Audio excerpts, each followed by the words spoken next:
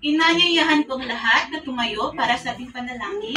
Binibining Jessica, maaari mo bang panguluhan ng ating panalangin? In the name of the Father, the Son, and the Holy Spirit. Amen. Amen. Bago kayo po ay pakiayos muna inyong mga upuan at pakipulot ng mga basura kung mayroon man. Magandang umaga sa inyong lahat. Magandang umaga po. Ang tatalakayin natin sa araw na ito ay tungkol sa maikling kwento. Julia, meron ka bang ideya kung ano ang maikling kwento? Tama, mahusay.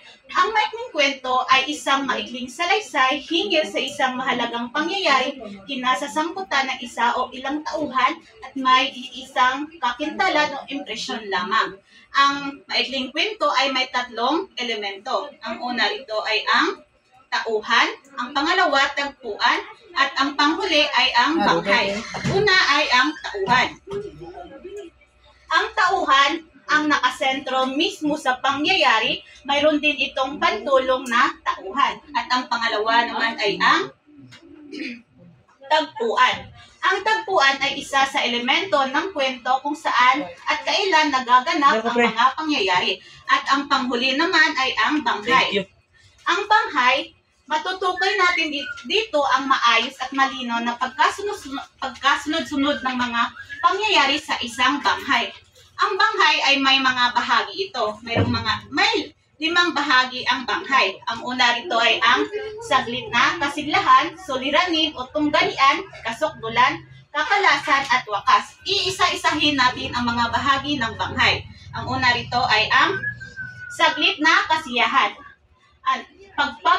Pagpapakilala sa mga pagsubok na darating sa buhay ng mga tauhan. Ang pangalawa naman ay ang suliranin o tunggalian. Ito ay tumutukoy sa paglalaban ng pangunahing tauhan at sumasalungat sa kanya. At mayroon din itong iba't ibang uri. Ang katatlo naman ay ang kasukdulan. Ang kasukdulan ng isang maikling kwento ay pinakamataas na uri ng kapanabikan. At ang pang-apat naman ay ang kakalasan. Ito ay magiging kinalalabasan ng isang pangyayari at ang panghuli naman ay ang wakas. Dito malalaman kung malungkot o masaya ang nangyari sa tauhan ng maikling kwento. Ito rin ay ang resolusyon ng isang kwento. At ngayon, meron akong babasahin dito na pinamagatang ang Reyna ng Matapat. Makinig kayo upang dahil ito ay isang pangkatang gawain at may maisagot kayo para sa ating aktibidad. Makinig kayo at babasahin ko na.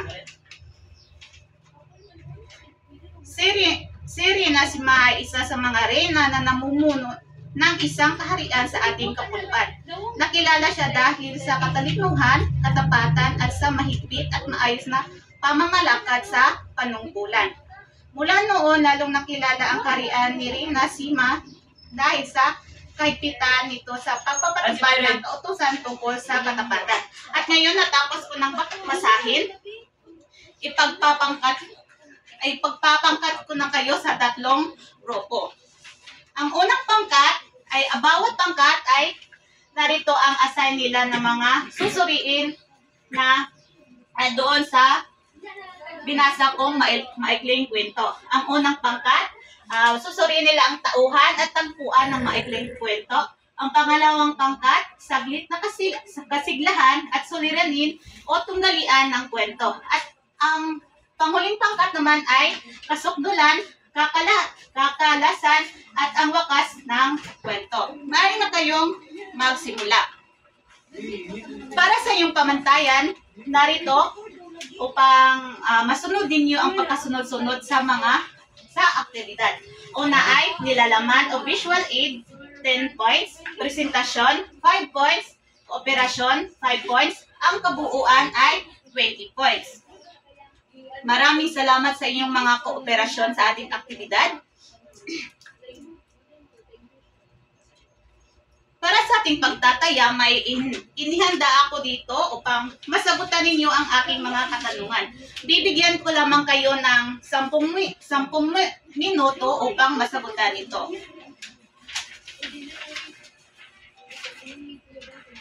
maaari na kayo magsimula. Pakipasa ng iyong mga papel. Dahil natapos na tayo sa ating pagtataya, ay meron akong takdang aralin na ginawa para sa araw na ito. Narito ang panuto. Magsaliksik o maghanap sa internet ang mga definasyon ng mga sumusunod sa susing salita at ilagay ito sa buong papel. Narito ang mga salita na 7 ginawa ko. Naintindihan niyo ba, class? Maayos at kung ganon. Dahil natapos na tayo sa talakayan nito, sa talakayan, ay maraming salamat sa inyong kooperasyon at sa pagkinig. At yun lamang po, maraming salamat.